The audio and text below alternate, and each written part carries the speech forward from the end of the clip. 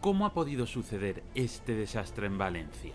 ¿Cuáles son las causas de que haya alrededor de 100 muertos, daños multimillonarios y una comarca arrasada por el agua, cuando ya se sabía de antemano que iba a caer una tromba? En este vídeo vamos a explicar con detenimiento cómo ha sido la brutal dana que ha inundado la Plana de Utiel y varias comarcas al sur de la ciudad de Valencia. Todo ello el pasado 29 de octubre. Así sucedió el desastre. Como en todo desastre, los bulos corren como la pólvora, y uno de ellos es que el radar de la Agencia Estatal de Meteorología no funcionaba, y que no se sabía lo que iba a pasar. Basta con haber seguido las noticias en los días previos o consultar internet para ver que desde el pasado miércoles 23 de octubre, la Agencia Estatal de Meteorología, la AEMET, había emitido alertas sobre la llegada de una depresión aislada en niveles altos, es decir, una dana. Para el viernes 25, los meteorólogos ya pronosticaban chubascos y tormentas fuertes o muy fuertes y localmente persistentes en esta región. El domingo 27, la AEMET publicó un aviso especial de fenómenos adversos, en el que alertaba sobre la intensificación de las precipitaciones. Según el informe, se esperaban chubascos de gran intensidad, que podrían alcanzar niveles torrenciales y estar acompañados de fuertes rachas de viento. Aunque no se especificaron las zonas más afectadas, el pronóstico indicaba que el martes 29 las condiciones empeorarían, con precipitaciones en áreas de la Comunidad Valenciana y Murcia que podrían superar los 150 milímetros en solo 24 horas. Para que te hagas una idea, en estas zonas suele llover en torno a 300 milímetros, es decir, habría lugares donde caería la mitad de la lluvia de todo un año en solo un día.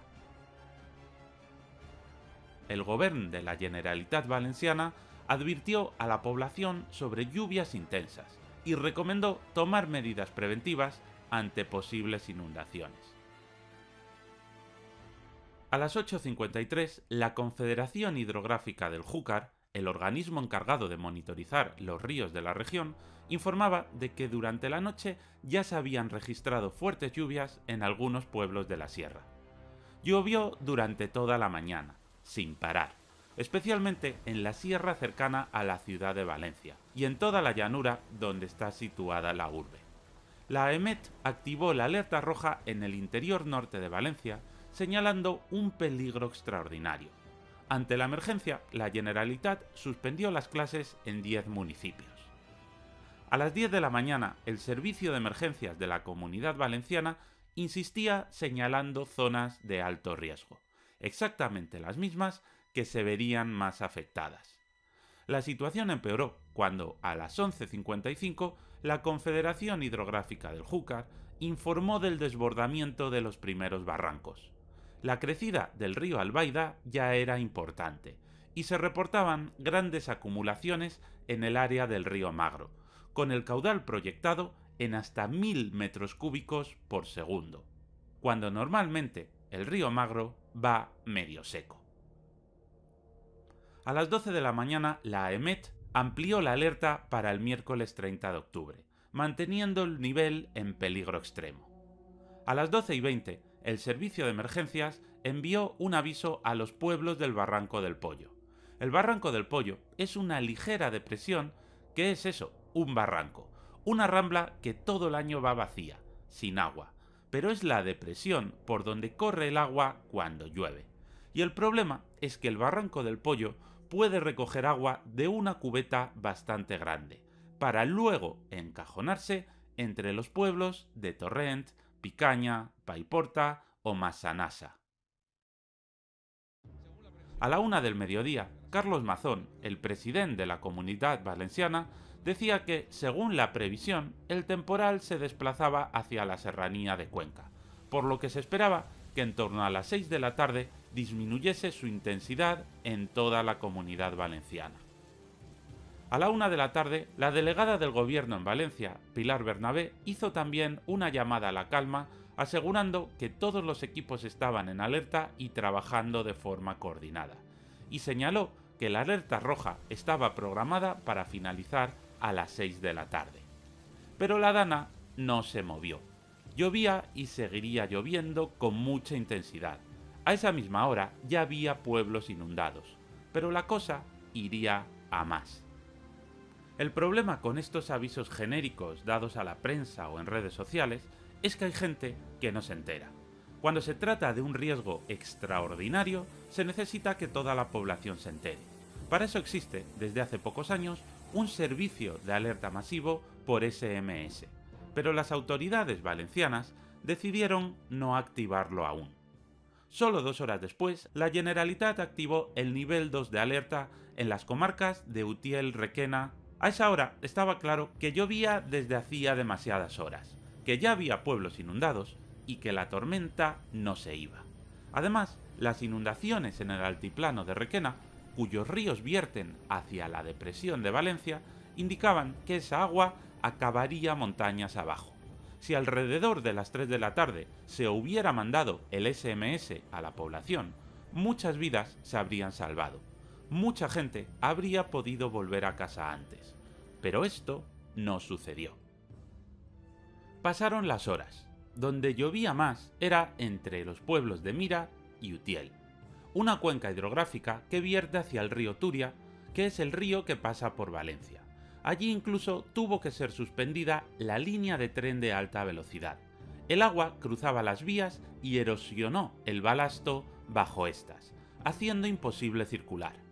Cayó tanta agua en la zona que los embalses de La Loriguilla y Benajever se vieron obligados a desembalsar. Los 2 embalses pudieron absorber la mitad del agua que les llegó desde el altiplano de Requena, pero tuvieron que soltar la otra mitad, y esa mitad iba hacia Valencia capital. El otro lugar donde más llovió fue en la localidad de Turís y alrededores, una zona que se divide entre 2 cuencas hidrográficas, la del río Magro y la del Barranco del Pollo.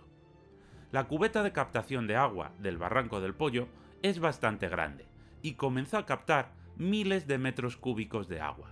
Y toda esta agua avanzó hacia el este, hacia la Albufera. Pero antes de llegar al humedal, el Barranco del Pollo discurre encajonado entre varios municipios. Y ahí sucedió el desastre.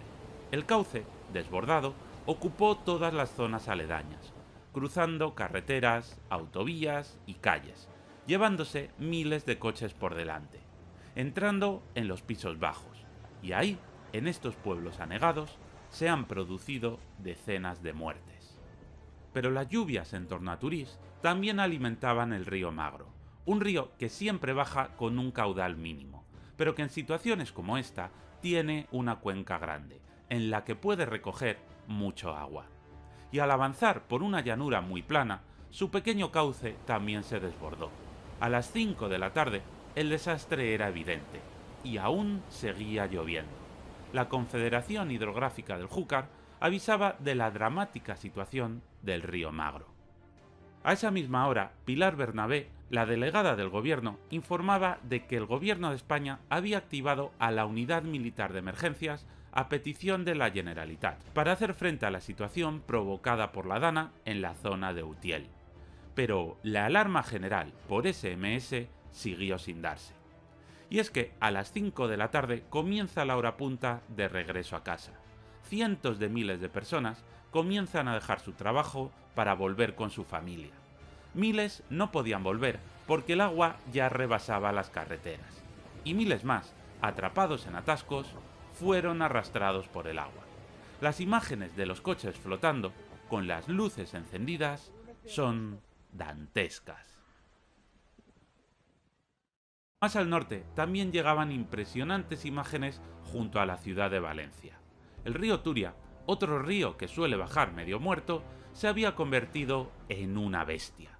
En 1957 hubo unas enormes inundaciones en la ciudad que impulsaron la construcción de una nueva rambla que rodeara la ciudad por el sur, evitando que el río cruce la urbe. Es una construcción faraónica, enorme, que siempre baja sin agua, y en esta ocasión bajaba hasta los topes. Algunos de los barrancos que desembocan en el Turia también se desbordaron, pero el nuevo cauce, llamado Plan Sur, pudo absorber por poco la enorme avenida de agua que bajaba desde Requena y Utiel.